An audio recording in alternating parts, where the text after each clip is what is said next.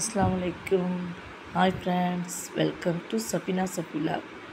இன்றைக்கி நம்ம சஹர் to iftar vlog தான் பார்க்க போகிறோம். சஹருக்கு நான் ரச சாதம் செய்ய போகிறேன். வாங்க எப்படி செய்யணும்னு பார்க்கலாம்.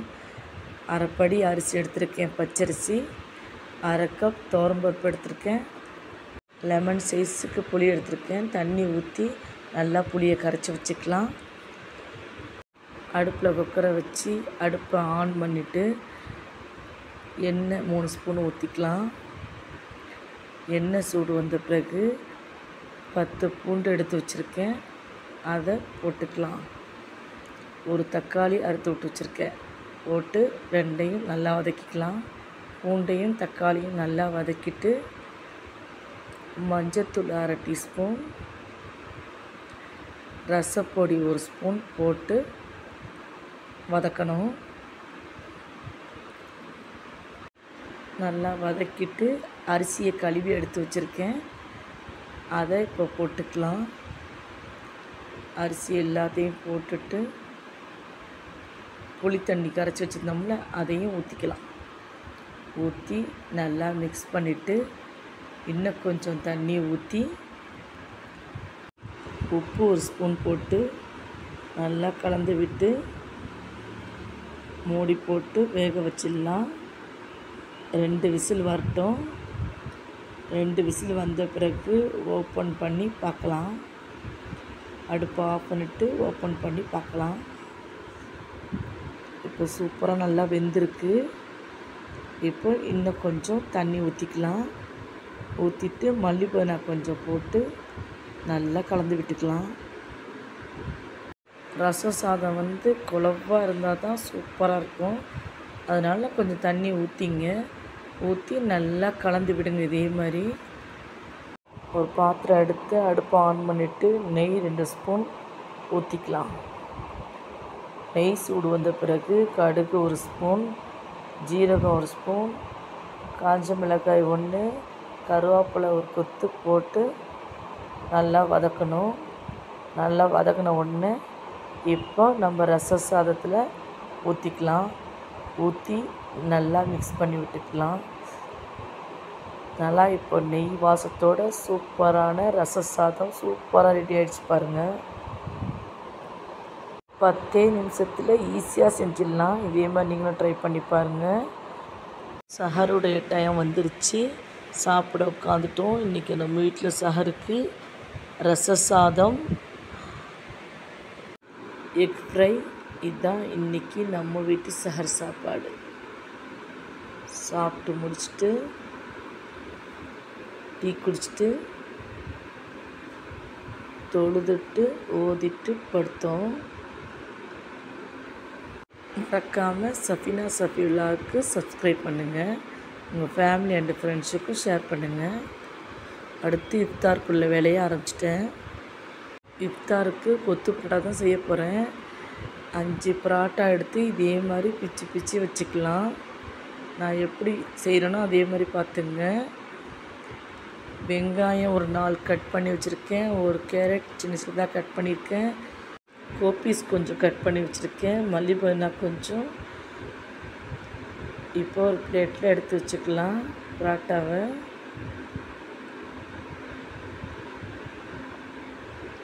அடுத்து ஒரு பாத்திரம் எடுத்து அடுப்பை ஆன் பண்ணிவிட்டு எண்ணெய் கொஞ்சம் ஊற்றிக்கலாம்.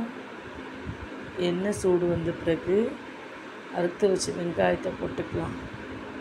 போட்டு நல்லா வதக்கிட்டு கேரட்டை போட்டு வதக்கணும். கேரட் வதங்கின பிறகு கோப்பீஸை போட்டுக்கலாம். அதையும் போட்டு நல்லா வதக்கிட்டு இஞ்சி பூண்டு பேஸ்ட்டு 1 ஸ்பூன் போட்டு நல்லா வதக்கணும். நல்லா வதங்கின பிறகு மசாலா போட்டுக்கலாம். உப்பு 1 ஸ்பூன், மிளகாய்த்தூள் 2 ஸ்பூன், மஞ்சத்தூள் அரை டீஸ்பூன் போட்டு நல்லா கலந்து விட்டுக்கணும். நல்லா கலந்துட்டு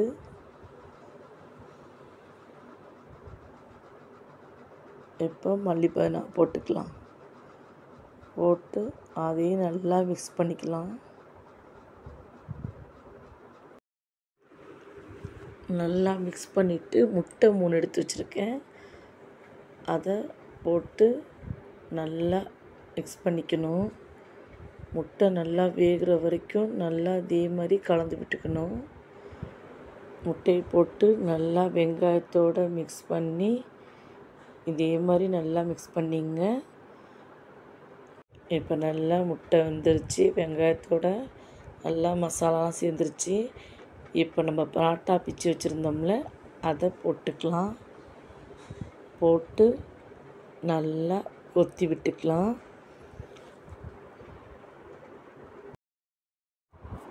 பரோட்டாவை நல்லா இதே மாதிரி நல்லா மிக்ஸ் பண்ணி விட்டுங்க. இந்த வெங்காயத்தோட மசாலாவோட நல்லா சேர்ந்து நல்லா கொத்தி விட்டுக்கணும்.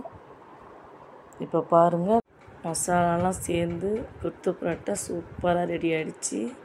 இதே மாதிரி நீங்களும் ட்ரை பண்ணி பாருங்கள். அடுத்து பால் சர்பத் எப்படி செஞ்சு பார்க்கலாம்.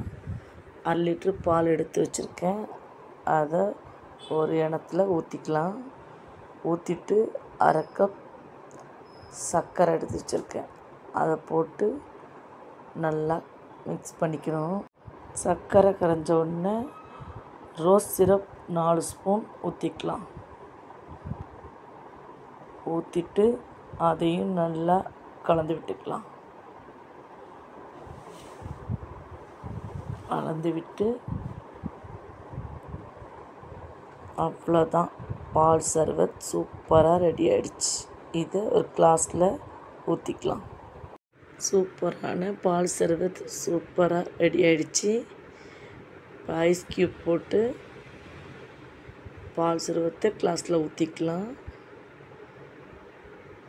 அவ்வளோதான், 10 நிமிஷத்தில் ஈஸியாக செஞ்சிடலாம். கண்டிப்பாக நீங்களும் ட்ரை பண்ணி பாருங்கள்.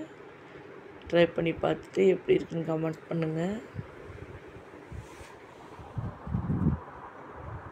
கடப்பாசி கொஞ்சம் எடுத்து வச்சு சின்ன சின்ன பீஸாக கட் பண்ணி வச்சுருக்கேன்.